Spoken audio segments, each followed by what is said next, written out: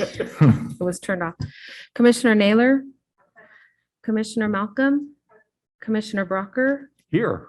Commissioner Dooley, Commissioner Yoshikawa here, Chair Fields, Present. and Commissioner Kaufman. Thank you. Do we have any announcements? Nothing additional tonight. Great. Well, next up is to approve the minutes from our January 13th meeting. Can I get a motion to approve? I move to approve the minutes from the January 13th meeting. And I'll second. Can we get a roll call on approving the minutes? Commissioner Naylor, Commissioner Malcolm, Commissioner Brocker, Aye. Commissioner Dooley, Commissioner Yoshikawa. Aye. Chair Fields Aye. and Commissioner Kaufman. Great. Minutes approved. Do we have any communications? We don't have any additional communications or oral requests, I believe, this evening. Great. Well, then we will move to reports from representatives. I think I overheard Jennifer's not here. So do we have a report on that, or are we going straight to library? I can just give a brief update. Great. Probably the biggest things on here is that Silicon Valley Reads is going on. We're having lots of events. Later in my report, you'll see how you can see all the events on our online calendar. And Valentine's Day is coming up as well. And the Campbell Library is going to be giving out craft kits all month for kids and families. And Black History Month, we have a lot of things going on. Different programs that you can see in your report. I just wanted to point out that we are celebrating Black History Month, and also that all of our libraries except Campbell is opening up on Sunday, and that started a couple of weeks ago. And I did want to mention the reason Jennifer or Steve are not here is because the library this week is giving out free test kits and masks. They did not do it at the Campbell Library because of the congestion it would have caused at the community center, but they're doing it at all the other libraries, and they went out to help and they got stuck out there helping with that. But once the kind of the craziness dies down, Campbell will have them have tests probably and masks for people to give out once we can give them out. So just a quick update on that. And let's see. And then I'll go into my report if that is okay. Oh, yeah, please.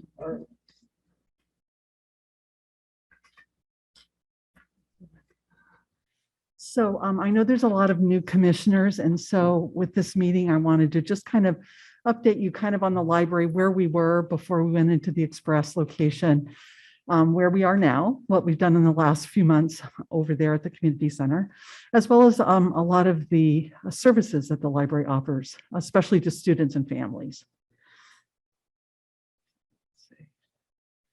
So pre-COVID, this was when we were in the building over on 77 Harrison.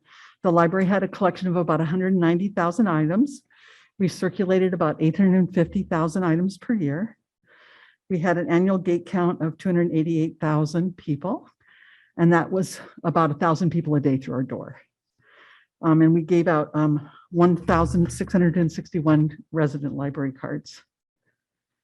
And pre-COVID, we also did a lot of programs. Obviously, since COVID has hit, a lot of our programs have been online. A lot of them have been very successful, but not necessarily Campbell centered.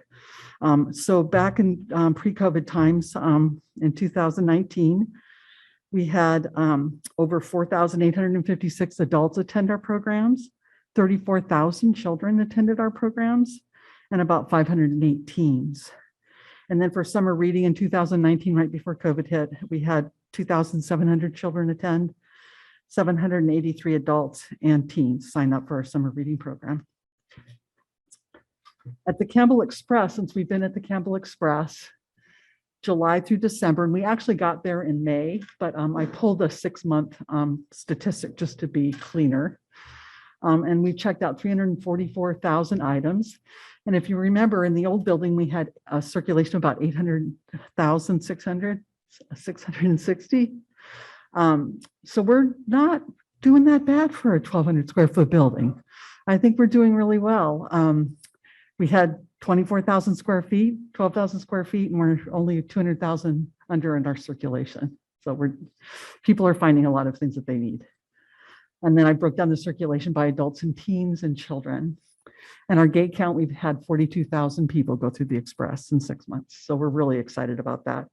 And we had 2 reference counts, and we, in those 2 reference months in July and October, we answered 2,315 questions.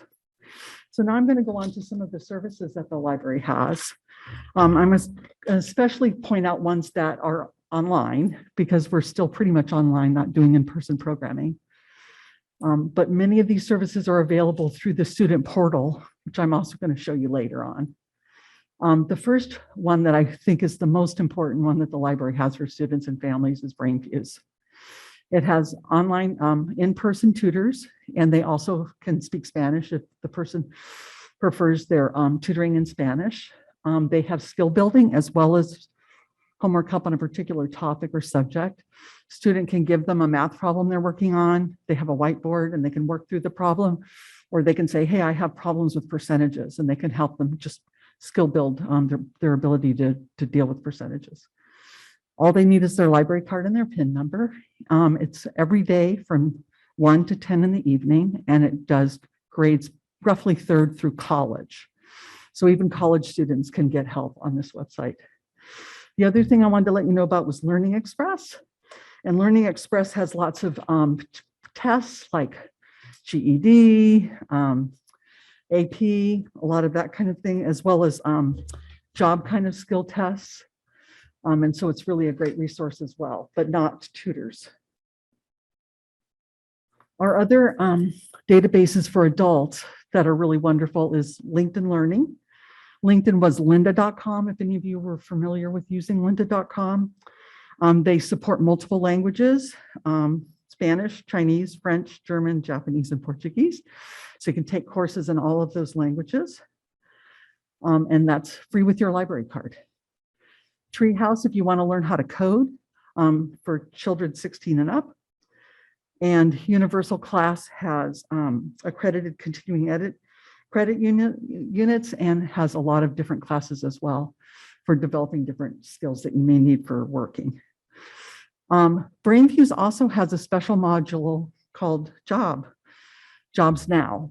And this is part of Jobs Now. You can have a live job coach. If you're going for an interview, you can tell them, hey, I'm interviewing for this job, and they'll help you walk through questions and how to answer and what you ought to say. They'll also look at your resume. You can send them your resume and they'll critique it and send it back and talk with you. So it's really that kind of one-on-one person help that a lot of people need to get started.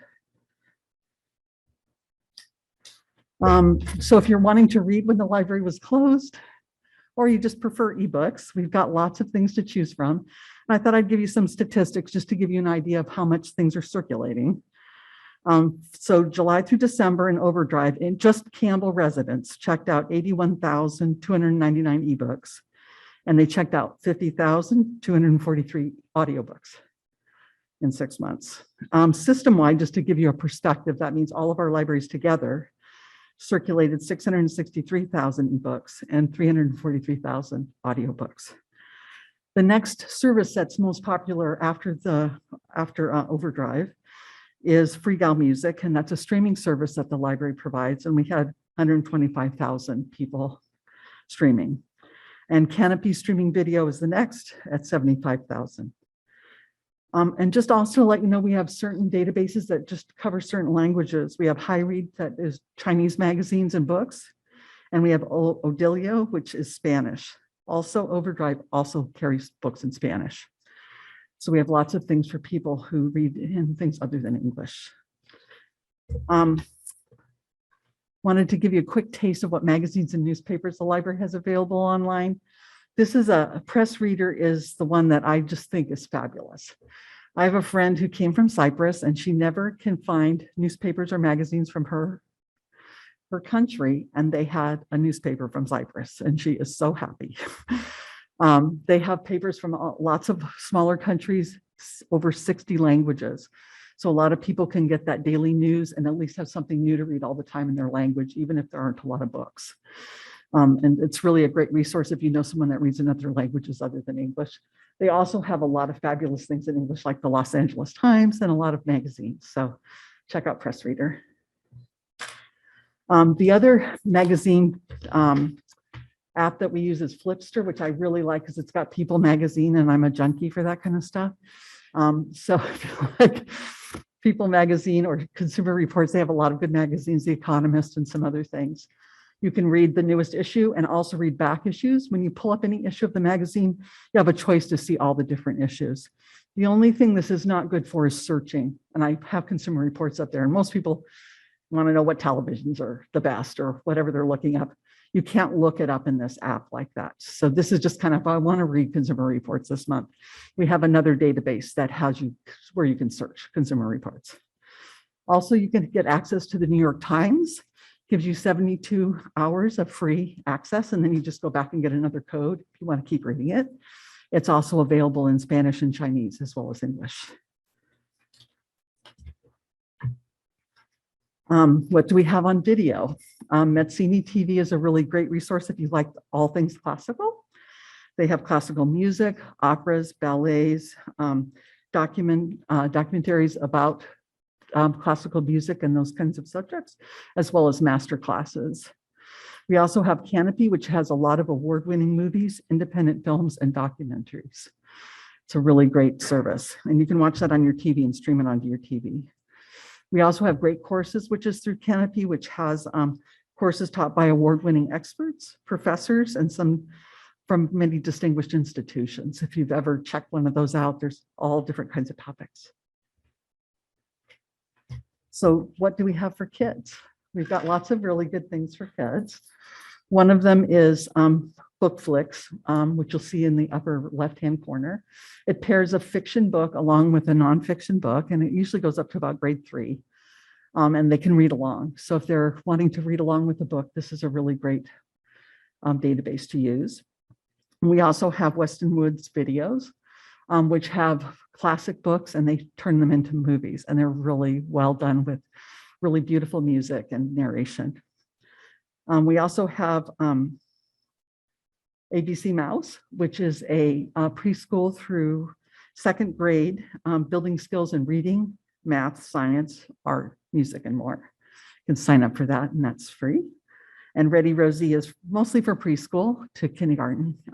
Gives you an activity a day, a little quick video, how you can interact with your child to help them learn and grow, and it gives you an activity.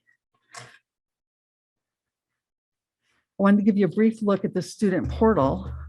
When you first log on, it looks like the screen on your left, and it has the different little categories of elementary, middle and high school, and then kind of an all age category, and then a homework help page. I pulled up the elementary page so you could kind of see what that looks like when you pull it up. It's got the different subject areas. So if your student is working on English homework or math homework, it'll show you all the databases that we have that would help them with that. And they can get to Brainfuse from here. This is the portal that they use when they're at school. And for the new commissioners, the library gives library cards, e-library cards to every student in the district. And so along with that, their teachers can have them come and use any of the resources here. And they can also use them from home. Just a quick thing about, we do have a calendar of events. A lot of our Silicon Valley Reads events are up there. I grabbed a screenshot for what's happening in the next week or so. Lots of fun things happening for Silicon Valley Reads. Please check out the calendar. I'm sure you'll find something interesting.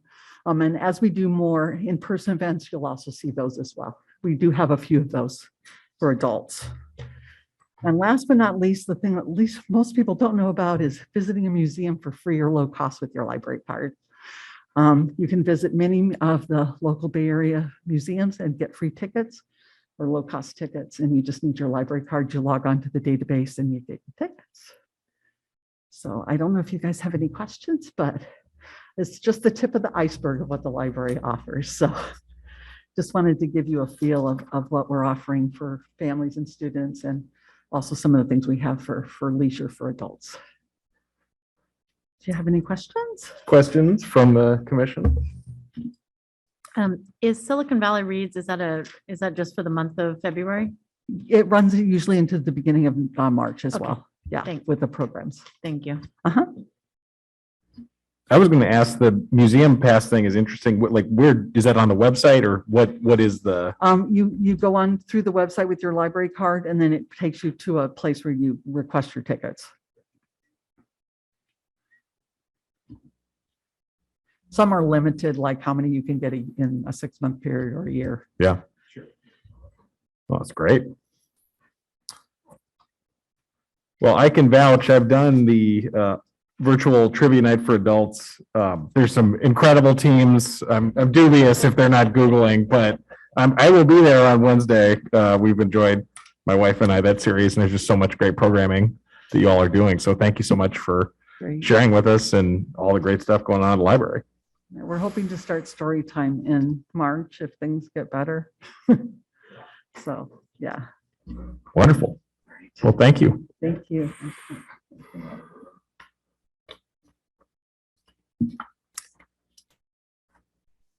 No matter how many years I'm here, I always learn something new every time he steps up and presents. So it's awesome. There you go. Well, that was wonderful. That's a high bar. Better be a good city update after that. So turning over the reports from staff. I certainly don't have the resources for all the movies and theater passes and museums. Thank you, Peggy. It's great resources. It's good for the community here, everything that you guys do for our community. I'm glad to hear that the temporary facility is really working out okay. When we worked with the library to select a temporary location, we were really worried about the size of that existing location, but the library was insistent that the space could work, and it was just more important to get a place where people could come versus a big place that people could come. So I'm glad that's working for you. Just briefly for the city updates, a couple of key things that are coming up. And one of them is noted under good of the game, but I'll kind of go in order here for dates. City Council has authorized a budget expenditure for some additional license plate reader cameras, the fixed cameras that you see proliferating kind of the South Bay. And this is an attempt to try to address some of the ongoing increases in property crimes that we're seeing throughout the Bay Area, not just in Campbell. And these are these fixed license plate readers. There's very stringent policies on how they're used. They're not used for surveillance. They're only used and stored for short periods of time for crime investigations if needed. So the idea that the city's watching you and they're tracking where you're going isn't going to happen. In the early days of these cameras, there was a great fear for that, but really these are fixed cameras that will be placed throughout the city. We're looking at purchasing those in the next couple months, but in order to kick that off, we're offering a webinar for the public on the 17th of February at 7 p.m. And there's a link on our website to connect to that. And I think there was also a social media post that went out recently on that. For members of the public to have questions, how the technology is going to be used, how it may affect them. The success stories, there's a lot of success with these. And you hear it every day from our police officers. We're pulling stolen vehicles off the streets constantly. And the other advantage is as the cities around us are also using this technology, we're tied into that. So if there's a stolen vehicle that is leaving Los Gatos on northbound Winchester, we're going to get the alert because we're the next agency through that system. And so our officers on the street will be given those alerts, even though the vehicle may have been spotted in another jurisdiction. So that is on the 17th at 7 p.m.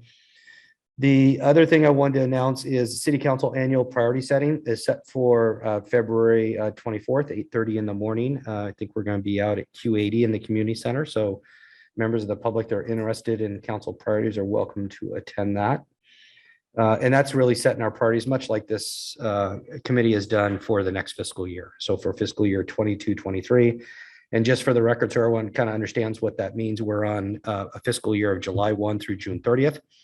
So this time of year, it begins that what we call budget process. Priority setting is the first step where we talk with the council and community on priorities as we begin to formulate our budget and the resources are needed to accomplish those priorities.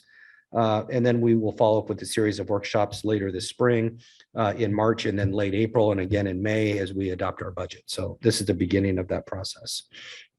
And then I also wanted to announce that City Hall will be fully opening on February 22nd. We would like to say we're open now and we're providing full breadth of services to the community, but you have to make an appointment in order to enter City Hall, except for one of these public meetings. So on the 22nd, we will be opening doors and servicing people at our service counters, kind of trying to get back to normal. The other piece of information I wanted to share with you is a follow-up, and this is in your packet that I alluded to under good of the game. Districting elections is coming to a conclusion that we're hosting our fourth and final public hearing on that item on the March 1st. And there's a deadline for map submittals of February 18th. So if anyone is interested in submitting yet another districting map, the time is getting short on that. There's been mixed results. The council has been presented with 4 maps. The existing map, which several of them think is okay. It's legally acceptable, but they've been willing to consider other maps, and there's been a few other maps that have intrigued some, if not all, of the council members. So on March 1st, we will be making a final decision on those districting elections. So stay tuned for that. And I think that was it for my report. So thank you. Brian, where are we at with the general plan stuff? Is that fully adopted yet? Yeah, I can give you a more detailed update on that via email as far as the scheduling of dates, but we have completed our workshops with the council. They have selected the preliminary sites for us to study from an environmental perspective. So when we talk about general plan and housing, we're required, just for the purpose of everyone's on the same page, when we do those plans, the state has to certify our housing element. So Right. a plan for building housing. And as part of that, we have to identify what we call adequate sites that meet the housing needs the numbers that were identified. And we're in that process. We just completed that with the process with the council and the public to identify the sites to study. Yeah. It won't be the final list of sites, but as we do the environmental review, we're studying probably a larger grouping of sites, and we'll narrow down those sites over time as we decide either environmentally that's too impactful or that they're just not preferable sites for other reasons. Sure. But we started with a number much larger than we need. We needed just about 3,000 housing units by law to plan for over the next 8 years. It's an 8-year cycle. And the plan that the council authorized for a study authorized somewhere in the 5,000, 5,600 range of house, understanding that we're not possibly ever going to finally approve that many sites. But we want to study the environmental impacts, because as we narrow it down, we can't add sites and restudy them. Once we begin this environmental review process, it's going to set us on a path that will get us completed, hopefully in the late fall of this year. And we anticipate that the general plan and housing element will be completed and submitted by the end of this calendar year. So is that the linchpin then for the greater or the overall general plan then? Is that? Or Well, have we so implemented? Yes. And because I'm referencing the stuff that the So, GPAC worked on. yeah, and I appreciate your questions, and I don't want to get overly detailed and lose the group here, but the city's been processing its general plan, which includes a lot of other things besides housing. Oh, right. It includes land use, it includes circulation, it includes noise and safety and all of those things. Yeah. And as you know, because you were definitely involved in the GPAC, the city over the last 4 or 5 years has worked to try to bring that to fruition. Okay. As that timeline slipped, the housing element deadlines is quickly approached. And Gotcha. so Okay. they, instead of pushing forward the general plan, we took pause on that to see, we do have a deadline of December to submit our housing element for certification. And so the question now became, what do we need to know and complete in the general plan that's going to have an impact on housing? Certainly land use and the sites and the land use elements going to have an impact on where the housing. Yeah. And so we honed in on those things and those decisions with the general plan as they relate to being able to start the environmental review to complete the housing element on time by December. Gotcha. And then with that, the general plan will feed into that and will be completed. We don't have to submit for certification. We do submit a copy of the general plan to the state, but the real goal is to complete the general plan and the housing element by December. Oh, great. Okay. That's the goal. Oh, wow. So working towards that. Anyone else have any questions? Great. Let's move on to new business, the 21-22 Neighborhood Association Grant Assistant Program. I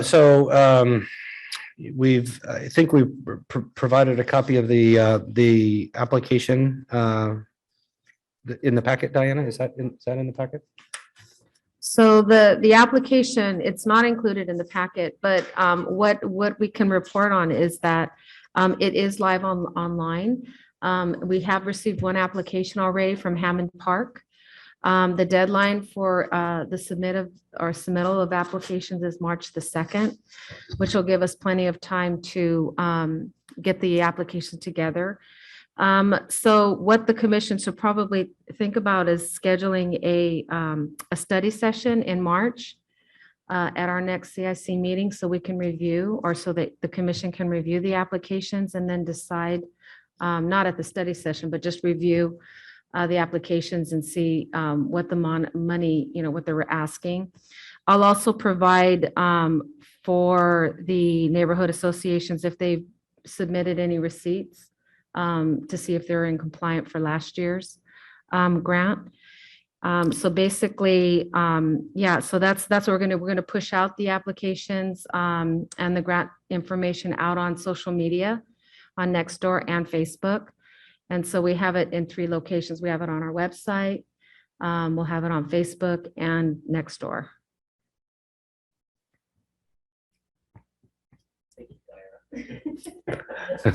I'm reading this. It says review application. We're talking about reviewing the applications for a study session, not reviewing the application this evening. So I'm sorry, I misspoke there, but. So do we want to schedule the study session prior to the meeting? Will we be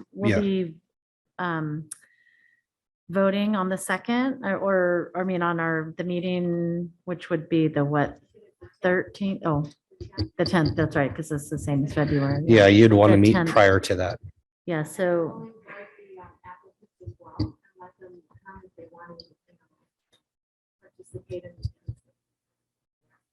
mhm.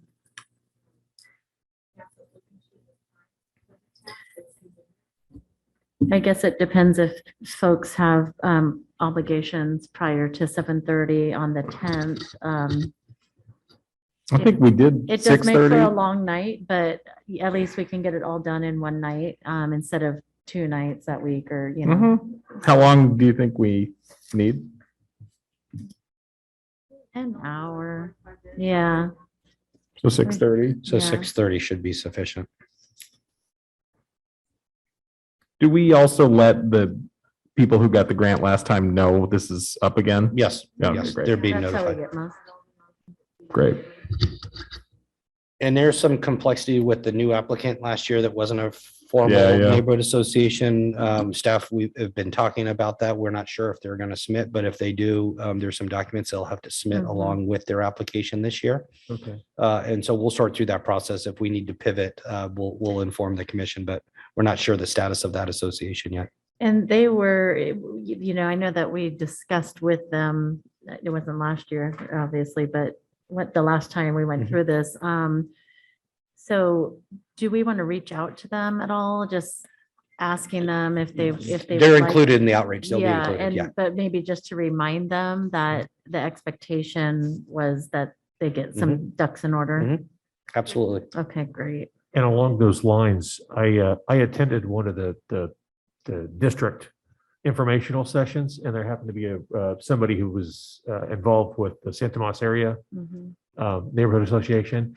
And she said that she wasn't sure that they were going to survive COVID because they've had so few people interested in being involved. So to your Mhm. comment, yeah, the outreach is really important right now. So.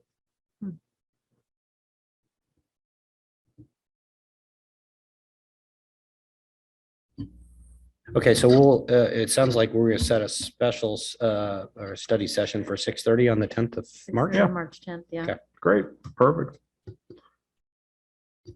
Well, that is all the new business we have. Moving to old business, the work plan, which is, thank you for making our 10 edits, which is in the very last page of the packet. We deferred a couple times doing commission assignments because we didn't have everybody here. And this is, I think, as close as we've gotten. So it's time to take a run at it. So, and one thing I feel somewhat compelled to say that maybe wasn't intuitive to me when I joined the commission was these subcommittees are like, it's up to us. Like the city can support and amplify these efforts, but we're it.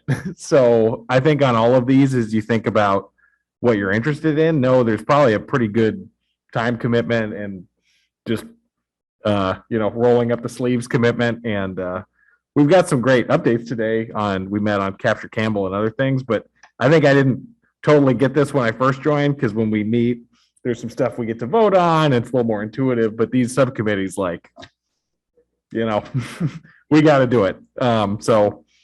I think maybe the best way to do this is take a quick pass at the ones that are there. Does anyone, because we set these, I don't know if everybody was present for all the meetings we set these. So any commissioners that missed a meeting, do these make sense? Are there any questions before we get into?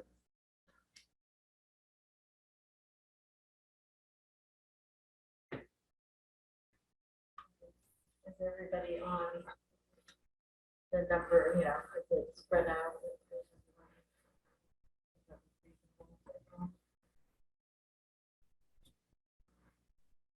Yeah, I think ideally you're on 2.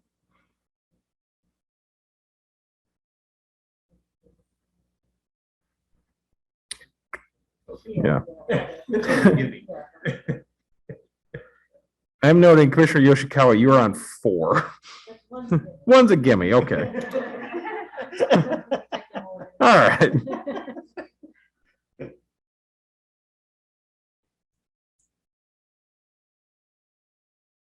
Okay. Anybody feeling good? Feeling good? Well, great. We had tentatively drawn these up last time, and looks like we did it right. So let's consider these our official subcommittee assignments and go from there. Work plan, just wanted to make sure that reflected the discussion. It sounds like it I did. I reviewed everything. But we had a lot of edits. There was a lot of scribbling on our end. So if it does, we're thrilled. If not, then we'll take direction on the work plan too. But I think it reflects your discussion. I just wanted to make sure that was. Yeah, I didn't see. It's all organized, thankfully. It's because Diana's so well organized.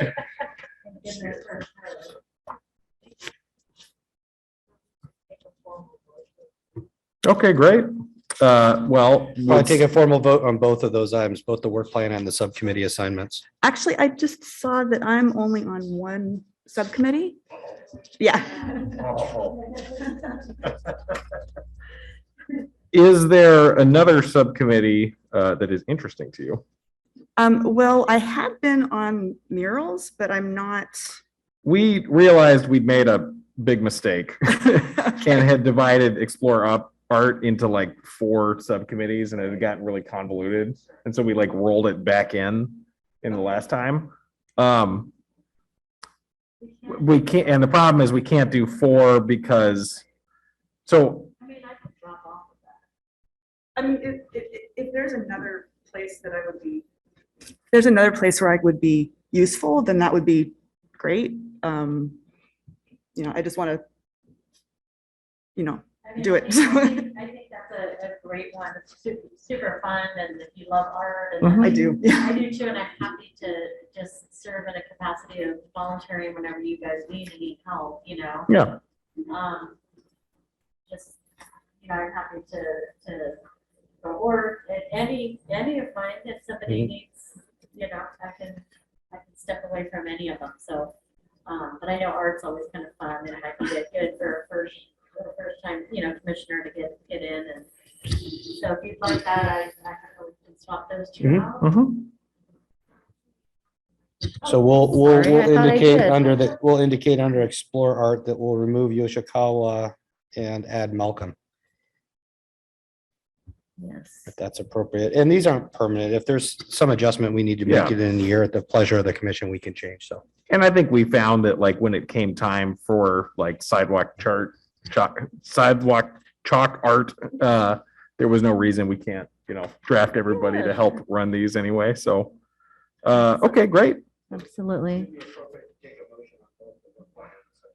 Independently. Okay. Could we get a motion to approve the work plan? I move to approve the work plan. I'll second. Could we get a roll call? Mhm. Commissioner Naylor. Commissioner Malcolm. Commissioner Brocker. Aye. Commissioner Dooley. Commissioner Yoshikawa. Aye. Chair Fields Aye. and Commissioner Kaufman. Thank you. And may I get a motion to approve the subcommittee assignments? I move to approve the subcommittee assignments with the one change discussed, that for the Explore Art Program Subcommittee, we strike Commissioner Yoshikawa and add Commissioner Malcolm. Do I have a second? I'll second. Could we get a roll call? Commissioner Naylor. Commissioner Malcolm. Aye. Commissioner Brocker. Aye. Commissioner Dooley. Aye. Commissioner Yoshikawa. Aye. Fields, I'm sorry, Chair Fields. All good. Aye. Commissioner Kaufman. Great. Well, that is our old business. Let's move on to good of the game. Should we cover the 4 that are in here? yeah, these are just some notes for you, some city events. I didn't cover all of them. I talked about the district and election. But we're also accepting applications for the Bicycle and Pedestrian Advisory Committee. So if you know anyone that is interested, it's always hard to recruit for that committee. And then a couple other special dates in here.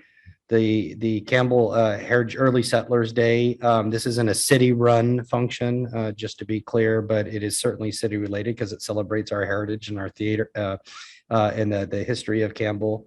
And our mayor will be speaking at that event, is coming up. That is on President's Day on the 21st. And I think it's still open for registration, but it's through the chambers doing the registrations. The Campbell Chamber is hosting the registration. So you would visit their website if you want to register for that. And then the other note, on that same day, City Hall will be closed. For those of us that aren't at the Heritage Day, they will probably take the day off. So Is it going to be a luncheon gathering again, or is it still virtual? It is, I think it is a lunch. I don't think they're serving lunch. It is a gathering. I don't know if they're serving lunch. Oh, okay. I'm not sure. Got it. Okay.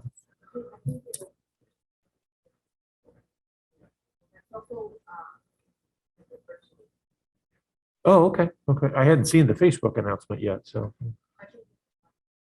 Oh, okay. Thank you. Thank you.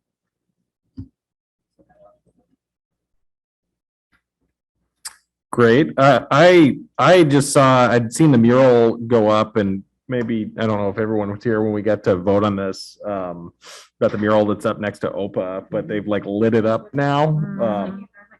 Yeah, as you see, yeah, somebody was taking videos, but if you haven't seen that, like go by it on your way out. It looks tremendous. It is unbelievable. So I would call that out as just something that's really fun to see downtown. Yeah. I was going to ask you, like, that was interesting because it was sort of like a city council carve out that we were going to be involved in that. Like, are there more of those coming, or that was wonderful? Yeah.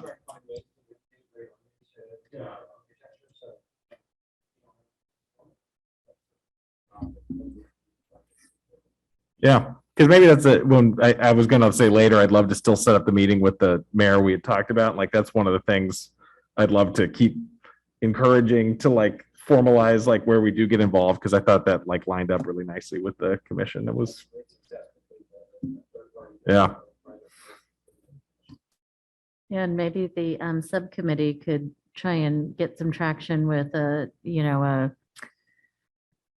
movement to have every new development in Campbell, if it's particularly in a commercial zone or a high traffic zone like that, to require public art with, I mean, maybe it's a ballot measure, maybe Yeah. it's, way down the road, but just, it's an idea to think about. And if you're looking at public Mhm. art. Other folks that have good of the game? I just had, on the 19th of February is the Day of Remembrance for the Executive Order 9066, which sent the Japanese Americans to concentration camps. And I do say concentration camps on purpose because that's what they were. They're not just internment camps.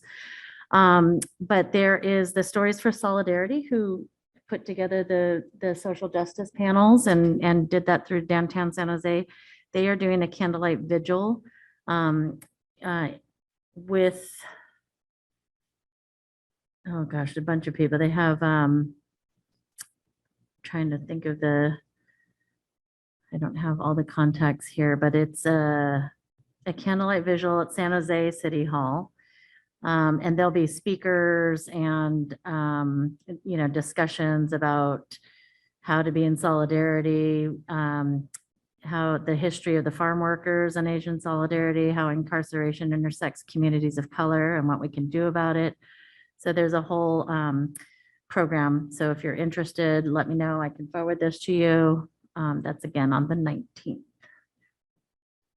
Okay, cool. Great. Anyone else?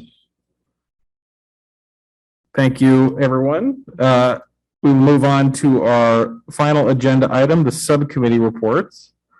Up first, and including a written portion, our Campbell refresh. And then as a reminder, one thing just to, and again, I appreciate the notes because it helps us remember what the heck happened a month ago. When we give the updates, let's try and say what we intend to do in the next month to help keep ourselves honest with all the other stuff we got swirling around, like what we're trying to do. But props to Commissioner Brucker, because we said, let's have something to look at. We got something to look at. So there you go. Do you want to maybe walk us through this? Yeah, so. Okay, so first off, I made good on one of 50% of my commitments. Batting 500. We didn't meet, but I did generate a draft proposal. I put together kind of the thoughts that's been percolating in my head kind of over the last 2 or 3 years since I kind of got the idea for this.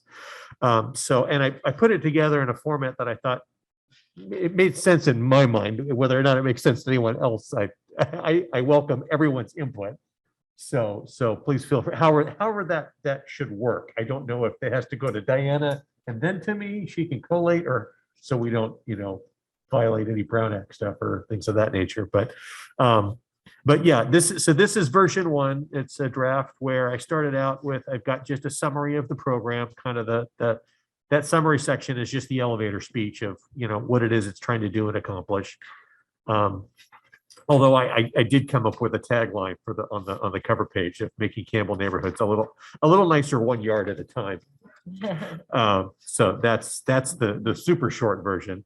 But I tried to go through and just trying to answer some of the questions that I heard pop up from in previous discussions and side conversations and such. By the way, I did look into similar programs, and I was trying to get creative on my search terms in terms of how I found things. And there's things that kind of touch on it, but there's really nothing like this. As far as I was able to find, anywhere else, not just in California, but the country for that matter. There's lots of private individuals who, like, there's a guy on YouTube, for example, who has a YouTube channel devoted to, he runs a landscaping service. Okay. And he has, once a month, he goes and finds somebody that he thinks is deserving and does a makeover on their front yard. Mows their lawn, rakes their leaves, trims and edges things, trims bushes, even like, not vacuums, but, blows off their walkways and such. And really, it's some of the these videos, it's a significant, makeover. And in fact, in one video I watched, code enforcement had just shown up as he had started to work. So he actually stopped them from issuing a citation. Anyway, but this is kind of novel. They're in terms of a community assistance program. So, but I put in here, just kind of again referencing things we've already kind of discussed about the there'll be a separate group of volunteers. They'll have I did specify they'll have a board that kind of makes decisions amongst them, organizes people, sets work days and such. And then somebody will then report to us, similar to like how we get reports from the museum or the library and such. What else? Put in here I kind of brainstormed a little bit. I didn't go so far as to actually speculate on numbers, but I brainstormed a little bit about things potential expenses that could come up in doing some of the work. So I thought, it might be nice to have a t-shirt, for volunteers to wear, and maybe even those safety vests to make sure it's like, okay, if this person's working, just to kind of draw attention or highlight them kind of thing, but keep them safe as well. But things, then also things like, basic hand, yard tools and gloves and maybe even sun hats for people and things of that nature. And these are all opportunities for donation or sponsorship from various local businesses or individuals or whatever the case might be. I was really kind of having fun imagining, a really cool t-shirt with all these different logos from local Campbell businesses and, sponsoring things, and they can be, part of this effort. Let's see what else.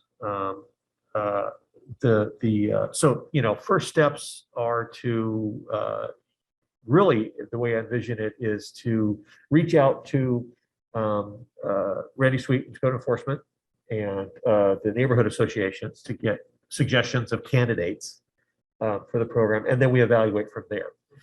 Now, in that process, though, I did reference that I kind of came up with a homework assignment for the subcommittee, which was, and this is the back page of this, the recipient selection method and criteria. And I just reiterated some of the things I've discussed previously about how the ideal recipient of a workday would be obviously a Campbell resident, somebody who's limited or fixed income, and or somebody who maybe has limited physical resources, so they just don't have a bunch of yard tools, and or have the time. Maybe they're taking care of a family member or something, and that's a full-time thing, kind of thing. And that's the reason their yard looks the way it does. It's like taking care of Or them. they're physically. Or physically, yeah, or just physically enabled. That's of course, right. So, and or, elderly or disabled in some way. So just kind of any of those things really qualify someone, but, we'll take it all into consideration. And I kind of summed it up with, I said, in short, those with the greatest need and least able should be prioritized.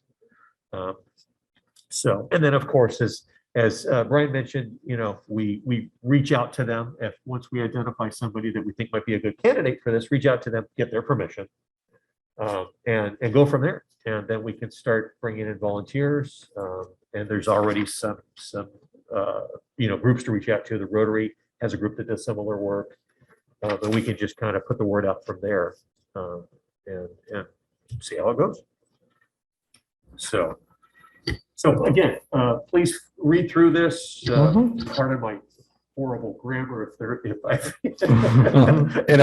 If I can, just the attorney in me, I can't help but mentions the transfer of risk, and we have forms for volunteers when we do our park refreshes. Yes. And people sign that if they're a minor, their parent signs it and they Yes. consent, and people are using power tools and hose and shovels and accidents happen. So there is some transfer of risk, but we'll cover that. I just want to mention, we'll have to fold that into that piece when we have volunteers actually conducting. Yeah, I mean, and it's just like being a volunteer for any city group, you do, and then of course, we'll keep track of the people and the hours. So that if somebody volunteers enough hours, then obviously hopefully we have a few people that will qualify for the annual luncheon, the volunteer luncheon. Yeah. And to that end, when you referenced, like possibly using power tools and things like that, I did actually talk about in here that, ideal circumstances are it's just basic yard work. It's raking leaves, trimming bushes. Hopefully we won't get into power tools or won't need to. I hope we don't need to bring in chainsaws and things, because then we get in, then there's also issues of hauling away.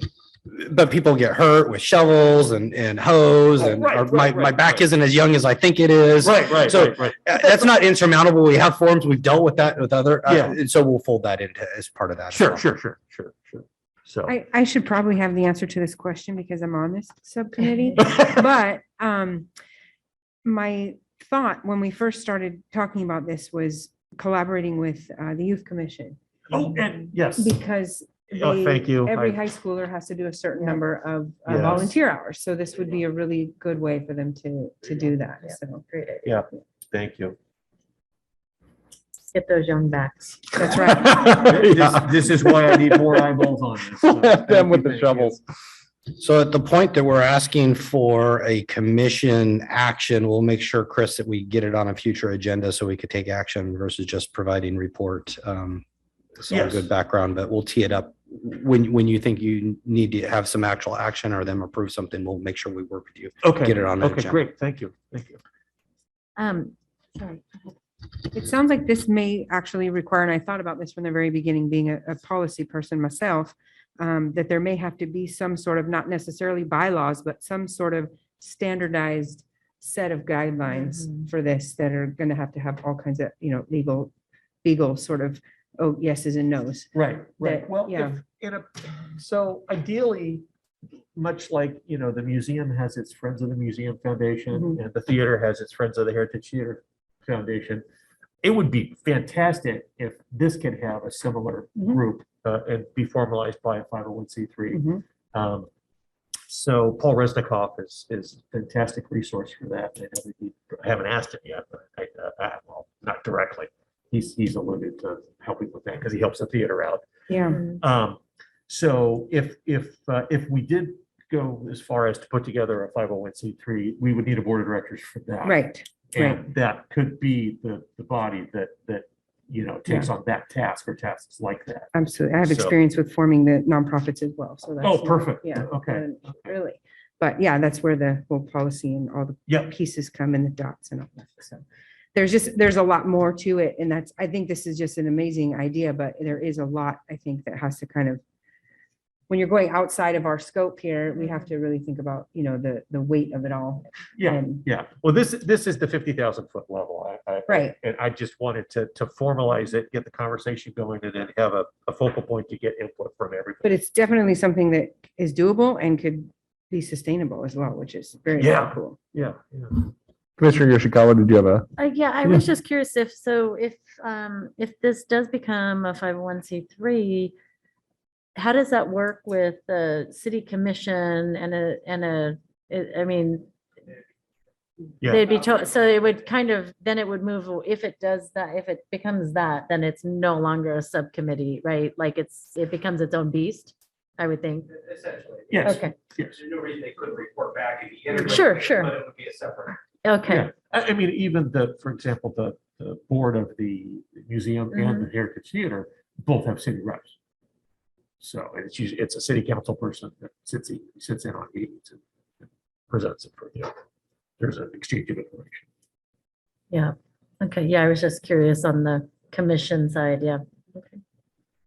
So does it start in its infancy, it still starts as a subcommittee, right? And see Yeah. how it evolves and then once it takes off, hopefully, Well, I mean, luckily- theoretically, you could, Yeah, I mean, luckily with since the Rotary, the Campbell Rotary already has a group that does a similar thing to this, but Mhm. it's really informal. And it's completely ad hoc. mhm, mhm. And when I started talking to some of the Rotary members, they were like, "Ooh, wow, we could get Mhm. recognition, and had some organization, and they were really excited. So Mhm. even as a subcommittee, we have a body of volunteers to approach, Excellent. to kind of kick things off and then hopefully, snowball from there. Great. One maybe riff and Commissioner Dooley's comments made me think of like, well, what's like maybe the more benign starting thing that I haven't seen a lot of in the city, but trash bashes. Because off of your make it neighborhood a little nicer, there are parts of Campbell that have a decent amount of like refuse out and about. And okay. I did right after I moved here, I think it was like State Senator Jim Bell did one at the park over there by the that was, I mean, there were 100 people there and we got like an unbelievable amount of trash, but I don't know if that's happened, but that one probably involves less, you don't have to, there's no one to find the litterer. We don't have to find them and ask permission to pick up, so take it or leave it, but maybe that's a way to like have a thing you do to start that doesn't involve quite as many layers of Okay. take it or leave it, an idea. No, Yeah. that's a good thought. That's a good thought. Yeah. I mean, I was just, I mean. I get that this is more like I think you have a vision of more of like a personal resident oriented thing. Yeah. I mean, so for example, there are, I hate to use this term, but just literally within 2 blocks of my house. Okay. And I'm over in the San Tomas area. There's 2 houses that fall into the blight category. The front yards in particular, backyards too, unfortunately. Just right now, one of them is got 4-foot weeds up front. And unfortunately there's 2 right across the street from each other. Yeah. So it kind of exacerbates it. And then there's even a couple, like for example, not too far from City Hall, like on Rincon. There's actually a couple properties that could use some attention like this. So and I just in regards to that one of those first properties, things actually got so bad at one point, and I just happened to be with our code enforcement guy Randy Sweet one day. One of the neighbors or somebody apparently set fire to the fence of one of these homes to get an attention. Okay, that's how fed up the neighborhood had become. Okay, and Randy and I were just kind of like shaking our heads, kind of like, oh my God, somebody committed arson because somebody's weeds got too hot. I mean, it sounds outrageous. I can't even believe this is coming out of my mouth, but that's what happened. So people care about their neighborhoods, and they want them to look nice, and everybody wants good, curb value or curb appeal and all that. That's a separate thing. But if there was something to turn to, how great would that be? I really actually like the idea of the sort of an annual, like what they do in the county, and there's different various groups that do it, but it's called River Cleanup, where they do the Guadalupe River. Yeah. And so that could kind of be like the anchor, where it's kind of the kickoff, and then annually there's another one where all the volunteers that maybe work throughout the year on different things, and you do not that our, Los Gatos Creek Trail quite needs what the Guadalupe needs, but but something like that, that everybody kind of goes as a team and they do one particular area, and that's actually a good sort of anchor to the project, really. Yeah. Okay. Any other questions? Well, what would you like to do? A lot in the last month. What would you like to do in the next? Well, again, I invite input from everybody. Thank you so much for your comments tonight. I'm making notes, and especially on the youth commission. Wow, that was just that's a gaping hole in this, and I really need to add in. So thank you for that. But again, just as you read through it, whatever comes to mind, I guess fire an email off to Diana, and I'll collate everything and update this for next month's meeting. Perfect. And then depending on when I have something to discuss, maybe the subcommittee can meet in the meantime. I don't know if there's necessarily anything to go over. Although I'd like to hear more thoughts from Yeah. from the two, for both of you, so we can kind of come together on this. I So, think we could make it, we need to get sort of a plan, a succinct plan of action, I think is the next sort of step. We have the general idea of what we Sure. want it to be, but to put the steps that involve other Oh, people, steps. that yes, involve- yes, yes, that yeah. involve Other agencies. Yeah, I absolutely invite assistance. Thank you so much. Okay. Okay. And one thing you might, I'd be interested to see the amount of, if any estimations, cost estimations, like how much are those vests? Are the Oh, road okay. vests? How much can you get t-shirts for? Just to have a general idea, and would you, then, Just to actually start budgeting. well, just to get an idea of some of Just the, a sort of draft. yeah, just so Okay. you know, Or at least rough. Yeah. yeah, Okay. rough Gotcha. estimates, Yeah, yeah. ballpark. Yeah. Vests run from this to this, and Mhm. t-shirt runs from this. Okay. Okay. Great. Yeah. And actually, Diana had a great suggestion too. I completely forgotten about volunteer refreshments for work days. Oh, yeah. So when you. Having the water jug and all that good stuff. So. So when the committee does meet, let me know because I head up the Great American Litter Pickup Uh-huh. and I organized with the Rotary and the Delphi and okay. got all donations. So there might be some information or timelines or things that I could share that might be helpful. Oh, So fantastic. you don't have to recreate the wheel. Yeah. Okay. Great. Yeah, Thank you just so let me much. know. Okay. Great. So I'll have you down for plan iteration and maybe a meeting. Yes. I think neighborhood refresh and Campbell Cares are 1-to-1. So we will go to Capture Campbell. I think we're calling Campbell Care, like, they should, yeah, remove neighborhood refresh. is part of Maybe Campbell we could Cares. add that, like Campbell Cares, Campbell Refresh. Yeah. Just to, It's actually just a project of Of- Campbell Care. That's right. Right. So so it really should be Campbell Cares. Yes. Neighborhood refreshes and stuff. Yeah. Yes. Yes. Perfect. Yeah. Well, Capture Campbell, Commissioner Yoshikawa, you want to talk about what we've been working on? sure. So subcommittee met a couple times and we actually got everything updated and ready to go to launch the youth photo contest. It starts March 1st. It will go through June 30th and website is updated, all ready to go. So please, share with your friends. If you just Google Capture Campbell, it'll come up. Oh. You can, share that with friends, family, whoever. The eligibility requirements, they have to be 18 or under, reside or attend school in the city of Campbell. And that's pretty much it. There's 3 age groups, 3 categories, and you see on the wall back there next to the painting are the winners in the various age groups and categories from our last contest. So we're excited to have it back in play after a hiatus with COVID.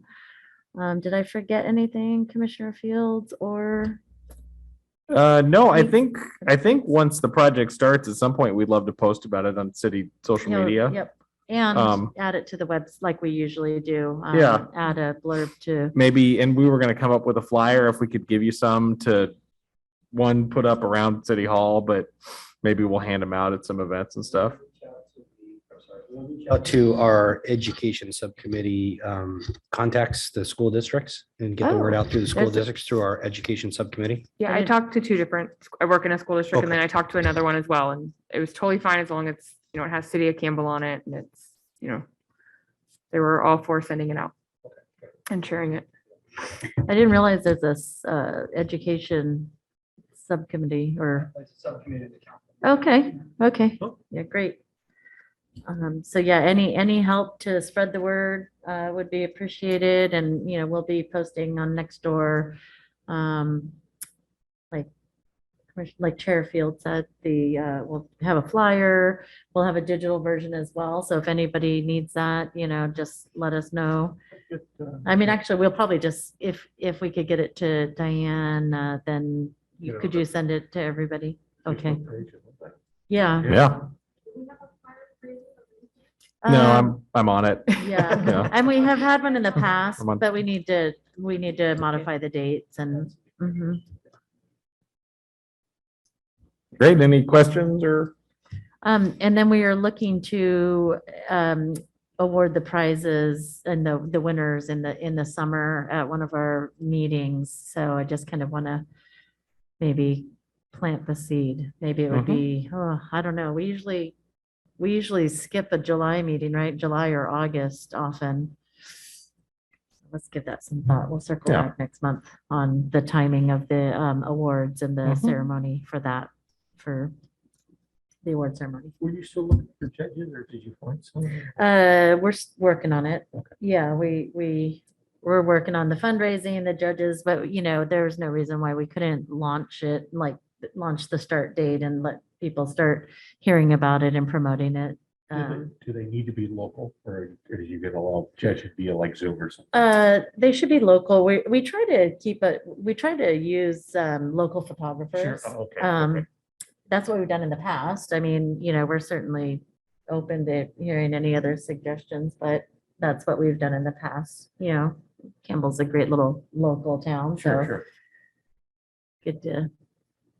But if you have somebody that you really, Oh, want us to consider, then we will certainly consider it. Most of my truly impressive art resources are still down in Southern California, Oh. unfortunately. So Okay, yeah. So I think that's it. Any questions? Okay, thank you. Great. And Explore Art, I can give an update.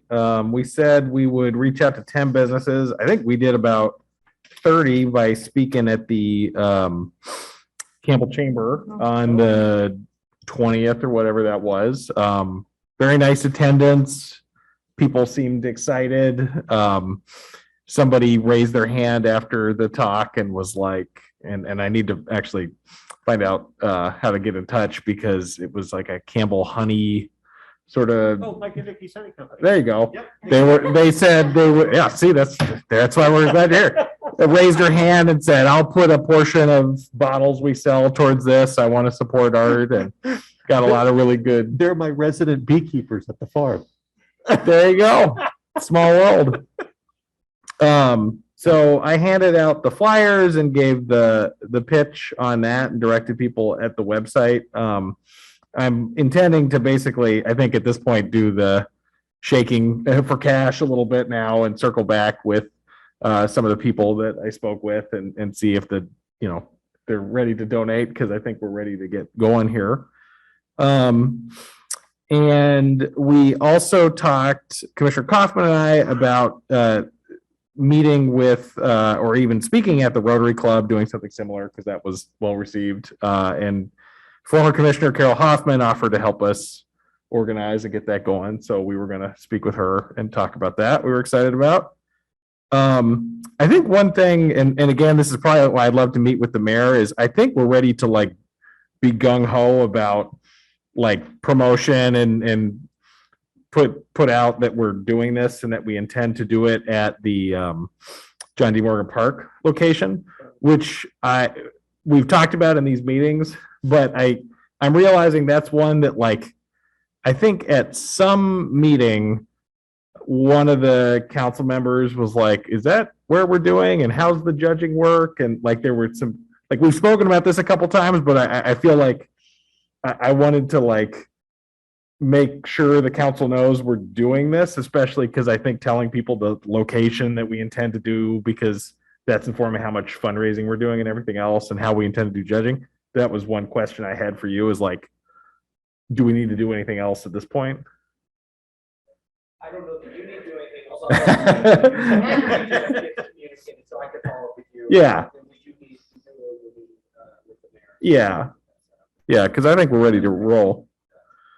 And then I'll just keep leaning on other people because I think the long pole is just going to be fundraising because we're $1,500 in, which is great, but if we're doing a mural of that size and we're compensating the artist, we got a long way to go. So, and then please. If you do go to the Rotary meeting, if you could circle or clue me in on that.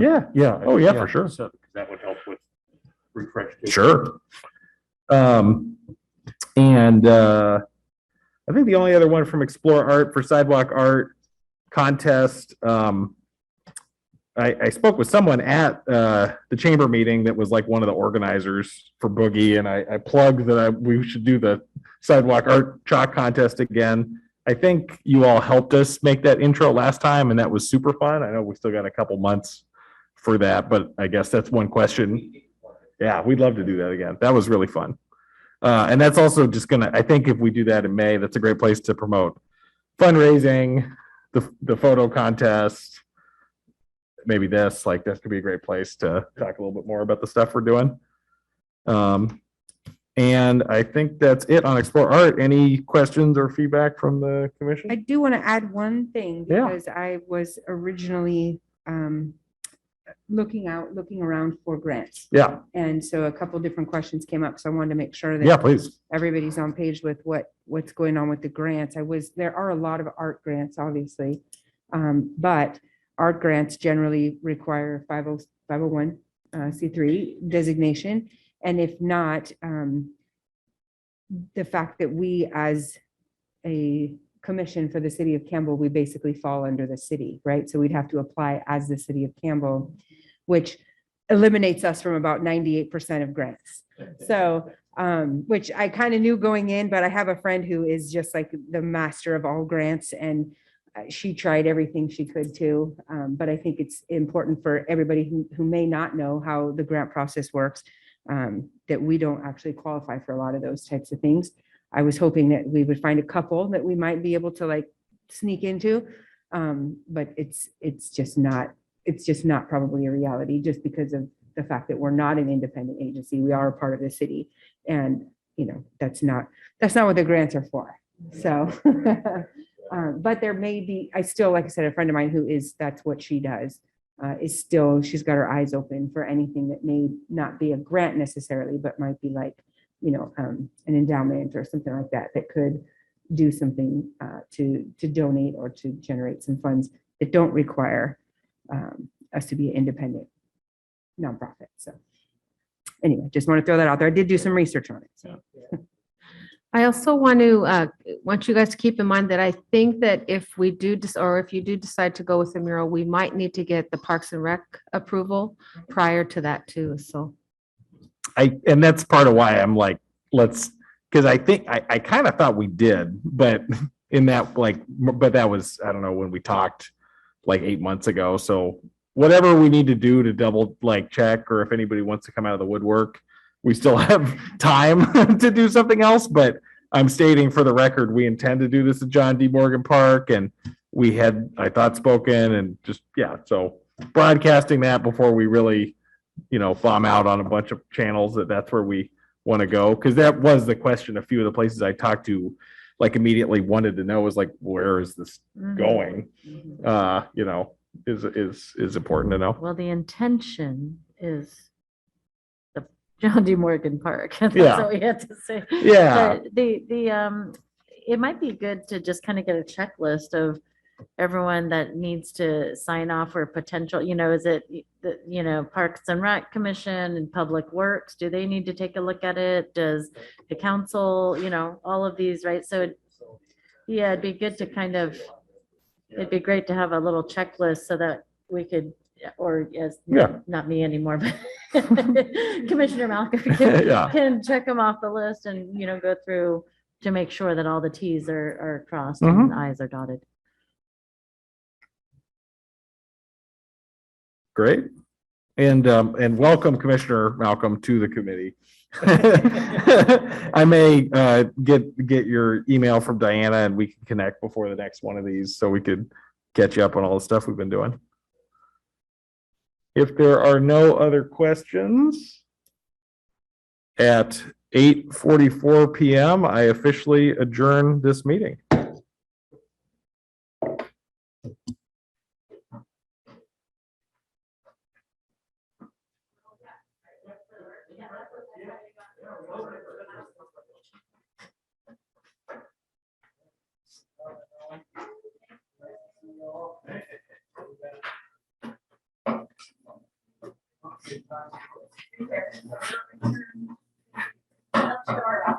It is the same.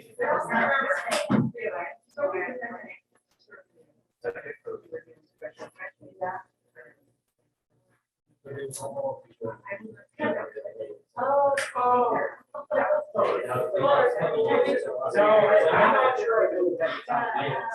always sounds good when you praise it. No, but it's not what you're counting. Well, I do realize. After speaking, I was like, oh, this gets pretty real, so.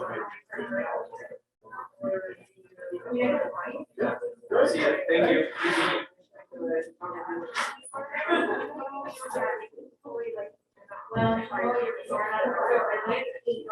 Their time is 6 our time.